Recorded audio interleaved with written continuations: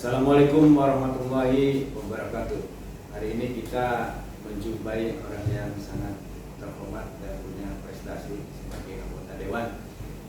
Sebagai anggota dewan itu tidak sembarangan ya, perlu perjuangan. Seluruh energi, pikiran, perasaan, bahkan kekayaan juga harus dikorbankan. Pada sesi kali ini kita bicara dulu tentang partai politik. Saya sudah memvideokan judulnya bubarkan partai politik. 4 alasan yang saya sampaikan. Yang pertama adalah dari 10 definisi demokrasi itu tidak mengharuskan adanya partai politik. Itu yang pertama. Kemudian yang kedua, tidak menggunakan partai politik pun bisa jadi ya, misalnya Dewan Perwakilan Daerah. Nah itu tanpa parpol itu bisa terjadi. Kemudian yang ketiga kepala desa itu sudah umurnya tua sekali. Tanpa ada peran partai politik bisa terpilih kepala desa. Nah, kemudian yang terakhir berkaitan dengan sila keempat daripada Pancasila. Ya, itu perwakilan. Nah menurut hemat saya bahwa demokrasi hari ini di Indonesia tidak merujuk pada sila keempat. Di situ aspek perwakilan. Kalau kita lihat contoh pada awal reformasi itu di sekitar Ciawi Majakuning, bupati maupun wali kota, ketika dipilih oleh dewan itu hasilnya sama dengan dipilih oleh massa. Contohnya Bupati Cirebon, Deddy Supardi dipilih oleh DPRD, hasilnya dia. Nah, kemudian oleh rakyat hasilnya dia. Begitu juga wali kota Cirebon, Bapak Subardi, sama, hasilnya sama. Kemudian Majalengka sama, Kuningan sama, Indramayu sama. Artinya dengan biaya yang besar dipilih oleh rakyat langsung, tapi hasilnya sama. Nah, kalau kita ilmu berdagang itu rugi besar kan? Yeah. Ya biaya besar begitu. Itu pendapat saya. Nah, jadi artinya tetap pemilu itu ada, cuma misalnya anggota DPRD itu dipilih oleh ketua RT di tempatnya masing-masing. Itu penghematan, itu ajas daripada perwakilan. Kemudian bupati, wali kota, gubernur dipilih oleh DPRD. Kemudian presiden oleh MPR. Ya.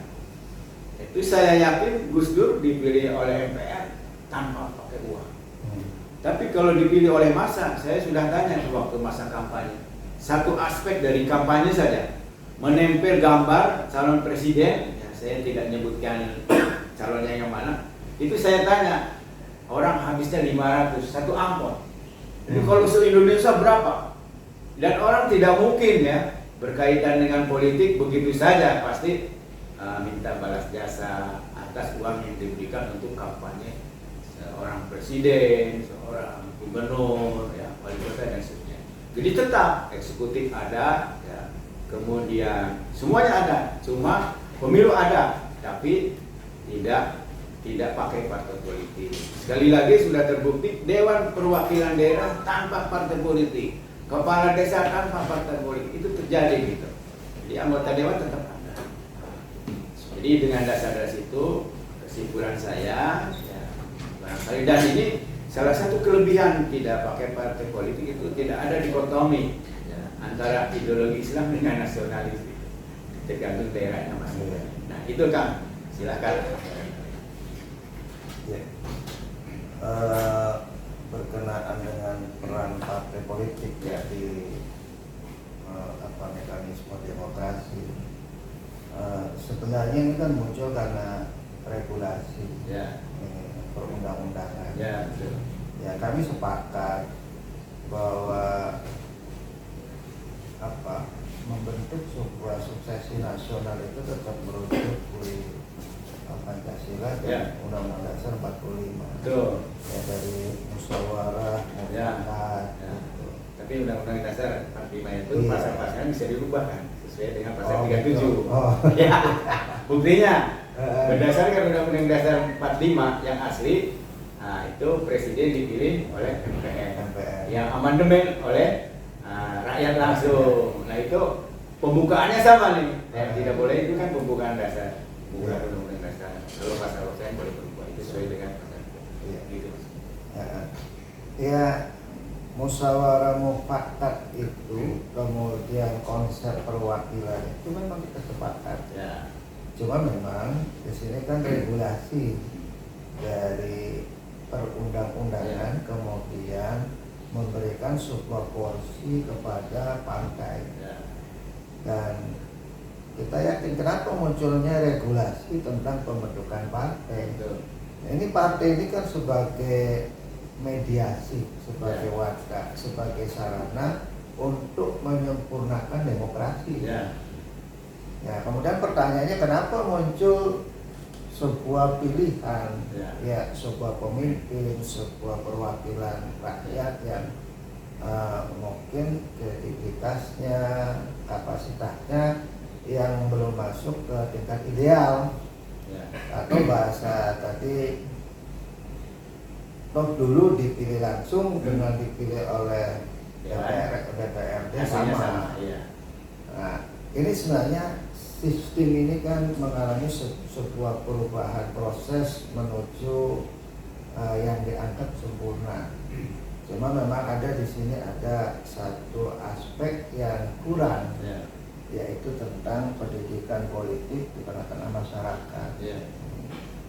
Jadi aspek pendidikan politik dan pemahaman ini, edukasi di masyarakat ini penting.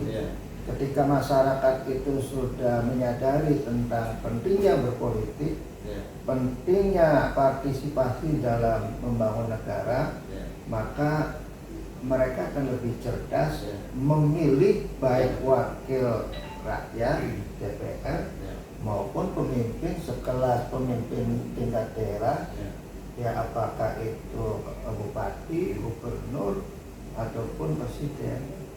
Mohon maaf, yang sekarang muncul itu, nah ini yang edukasi edukasi terhadap masyarakat tentang berpolitik ini yang belum sampai. Tapi secara materi argumen yang saya sampaikan setuju nggak? Setuju. Setuju karena ya sesungguhnya kan pijakannya sama dari musyawarah mufakat dan perwakilan. Ya, kalau masyarakat melalui RT terwakili. Namanya juga Dewan Perwakilan Rakyat. Nah, kalau pakai partai, rakyat itu tidak dikasih kesempatan untuk mengusulkan. Kalau dari RT itu mengusulkan.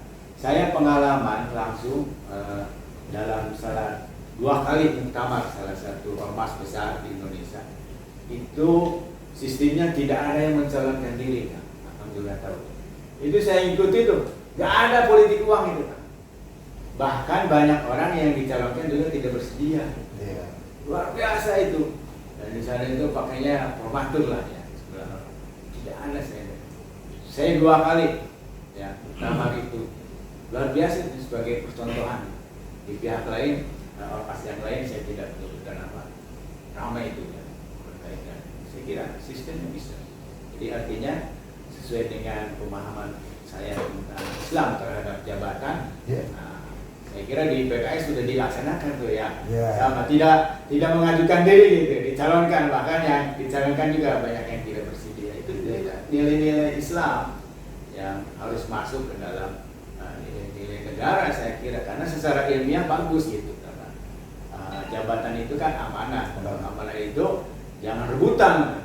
Saya buka video Jimmy Asiliti, luar biasa itu. Saya itu bukan orang yang suka berebut jabatan. Kalau saya dapat kepercayaan, saya laksanakan dengan sekuat tenaga. Dan terbukti dia sudah ketua MPA 2 periode kalau salah ya. Kemudian lembaga pemilu. Kemudian kemarin itu Dewan Perwakilan Daerah dari Jakarta terbesar suaranya tanpa kampanye, kan? Ketika ditanya sama Refli Harun, kenapa tidak memilih Palembang ya, sebagai tanah kelahiran? Karena dia memilih Jakarta sebagai masyarakat yang minimal 50% rasional. Artinya apa? Kalau dipandang seorang itu punya kapasitas, kapabilitas, maka dia akan dipilih. Gitu. Itu jawabannya luar biasa. Itu kan. Ya. Jadi sekali lagi peran-peran adanya eksekutif, legislasi tanpa adanya partai politik bisa terjadi. Makanya sekarang itu kadang-kadang kalau saya lihat terlalu banyak ya, ada DPD, ada DPR, ada MPR. Kalau menurut saya, kalau dalam hal tertentu anggota ya, saya kira anggota DPR merangkap anggota MPR tuh kayak zaman Pak Harto. Karena MPR itu tidak today kerjanya, tidak tiap hari, kadang-kadang aja itu supaya penghematan itu anggaran negara. Saya kira itu kan, ada lagi kan sampaikan. Ya, tadi ini ada ungkapan rasional. Nah, itu Ya. bahasa rasional itu kan kedewasaan berpikir masyarakat. Ya, itu. Ini yang kita edukasi. Dan edukasi ini sesungguhnya bukan hanya tugas public figure saja. Ya termasuk elit-elit partai, elit-elit ormas itu sekarang harus mengedukasi tentang rasionalitas mereka, masyarakat ini, supaya mereka lebih cerdas dalam cara memilih, cara menentukan. Nah, karena bukan standarnya itu pragmatis, itu apalagi hedonisme ya. Ini kan sesungguhnya yang pragmatis dan hedonisme ini, ini yang kemudian merugikan, merugikan pemilihan baik perwakilan masyarakat ataupun perwakilan pemilihan. Ya itu. Kalau kita lihat 3 jenis komunitas masyarakat itu, yang pertama masyarakat rasional. Kemudian yang kedua masyarakat mitos, jadi menggantungkan diri pada figur pimpinan. Kemudian yang ketiga masyarakat ideologis. Nah, semakin modern suatu negara itu komposisi masyarakat yang rasional itu lebih tinggi. Nah, kelompok masyarakat rasional itu terbentuk karena dia mapan secara ekonomi maupun pendidikan. Nah, oleh karena itu, kalau menurut Akang itu edukasi ya, artinya harus meningkatkan kualitas ekonomi sama kualitas pendidikan. Bahkan di Amerika Serikat sendiri itu partisipasi pemilu itu hanya 40%. Abahnya demokrasi lah kan. Karena apa? Karena yang 60% itu mandiri secara ekonomi, mandiri secara sosial. Artinya dia tidak tergantung siapa pemimpinnya, siapa anggota dewannya, tapi kemampuan mengambil keputusan tentang ekonomi dan sosialnya itu mapan. Gitu. Artinya apa? Siapapun yang jadi, saya tidak ada pengaruhnya, tidak tergantung. Gitu. Jadi itu 40% gitu, luar biasa. Itu kan, ada lagi kan? Cukup sekian. Ya, saya kira cukup ya. Terima kasih. Ini jangan lupa subscriber, shockbreaker-nya, shockbreaker. Untuk kelangsungan video-video berikutnya. Terima kasih Kang Ridwan ya. Ini anggota Dewan dari PKS. Assalamualaikum warahmatullahi wabarakatuh. Waalaikumsalam.